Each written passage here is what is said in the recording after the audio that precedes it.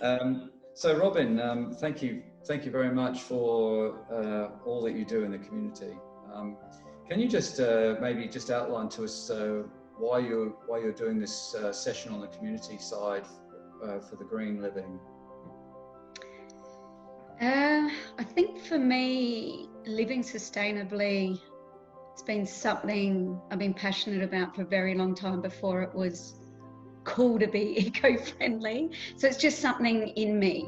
And I found that I do things that I thought were the normal, which I found out aren't really. And I found quite a few years ago that a lot of people just started asking me questions and wanting to make change but not knowing how to do it.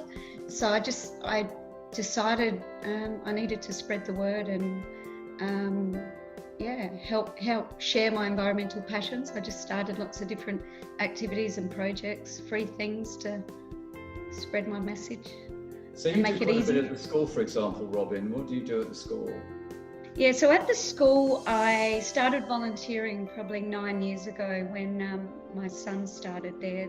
I love the school, but I went up to the principal and said, "Oh, you need to be greener, what can I do?" And he just rubbed his hands and went, "All right, let's do this." So at the school, I started with a garden and just connecting kids with nature. So I figure if they love it, they'll want to protect it. And then I found that this was a lot more than a volunteer job. I wanted this to become my real job because I just love it so much, working with kids and their passion, and they're the change makers of the future. So I actually stepped out of my normal business that I was running for 20 years and I created a position for myself at the school, which I think the teachers were very happy about. So I've been the sustainability officer there for the last 3 years and expanded from a little garden to much bigger things, to having a full sustainability team of teachers and student-led programs, environmental teams. Where did you learn all the environmental stuff that you've accumulated? Good question. I think because this has always been my passion, I have just been forever going around like-minded people. So, I just attended, like from young, workshops and volunteering at Trees for Life and conservation volunteers and planting trees. So I think I knew I loved it. I wanted to learn more. So for probably 20, 30 years, I just started going to every single workshop and activity I could find. And then within my own business, I was working with a lot of growers on farms and working mainly in food safety, but attended training so that I could set up environmental management programs. So I think, I just forever studying and lots of different things. So you were very drawn to it. You've been drawn to it for your whole life, or most of your life. Yeah, most definitely. I didn't realise, actually, until recently we were doing a bit of a clean out up in the loft. And I found essays that I'd written when I was 17 about wanting to change the world and my concerns about climate. So I didn't realise I'd been that long. You know, I was the one that took my own bags before green bags existed. So it's always been there, but there weren't any jobs available back then. So I needed another path until they were ready for me. Yeah, you've had to sort of tread water a bit until everybody else was ready to where you got to. Because you were saying to me earlier that you have zero landfill waste in your home. So how did you work out how to do that? Good question. I think just being around the right people and asking questions, and probably being really annoying and ringing KeySab and the council and you name it. Like I said, just when I'm drawn to something and when I want to do something, I'm very determined. And I just went to the right people and I learned and then found it was actually very easy. So now that's why I really just want to share how simple this lifestyle is to others. I like what you've just said, this lifestyle, because it is your work, but it is your lifestyle. It is your life. It's in everything you do. Like when we've got together and we've seen what you do in your home, around your garden, and even in the community, like the community garden you set up. Yeah. And I mean, that was amazing. How did that, I mean, it's in everything you do. Everywhere you go, you see an opportunity, it looks like. Yeah, I'm very much like that. That one came about, so I actually grew up on a farm. So I think gardening's in my blood, and that's always been my passion. So quite a few years ago, we ripped up the front lawn and turned it into a veggie patch.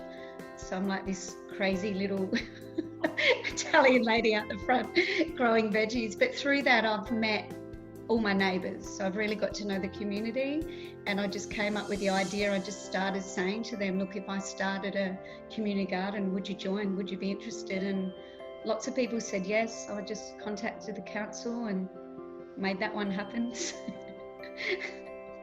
As you do. Yeah, so I'm running, so we've got the community garden across the road and then 2 school gardens and my own garden. So it's and how are children, how do the students react to the whole direction that you're going in? Oh, they love it, because I do all the fun stuff. Not all I do lots of fun stuff. So it's all about outdoor learning with me. So they absolutely love it. So we're so lucky that the school is so supportive that it's an R to 6 program. It's not just a few kids. I work with every child in the primary school, and last year I moved into the high school too. So I'm running activities a couple of times a week with year 7s to 9 at the moment, but next year we're looking to develop a leadership program. So wow. And and you say leadership, and I know that with some of the things you do, I mean, it started sustainability and environmental, but you're doing other projects as well, which you have said have moved some of the students into this social, become into this, social conscience, with what they're doing in the homeless state, like helping with the homeless and, venturing into all different areas. Yeah, definitely. I think there's so much overlap. So I try to, think of other avenues that they can get into. So the wonderful crocheting plastic bags, they love that. Donating the mats to the homeless is just one program, but it's all student driven. I'm the person they come to. I can coordinate, but in the end, I give them ideas, and if they're keen, then I make it happen. So so we're very lucky. We've got lots of student groups that I help coordinate from. And you also set up your own website to do with improving the environment, and developed a 52-week program as well. Yeah, so that was something that a friend of mine and I, we came up with that idea over dinner quite a few years ago. So she was a health guru and I was all about the environment, and the more we got together and chatted, the more we saw the overlap. And we both found that a lot of parents were coming up to us expressing their will to make change, but not knowing where to start. They were quite overwhelmed. So we came up with a really simple 52-step challenge, which we broke down into an app and an ebook. And so I'll be sharing some of those steps, but really simple things so people can live the way that I do. So going green at home, one easy change a week, that was our aim.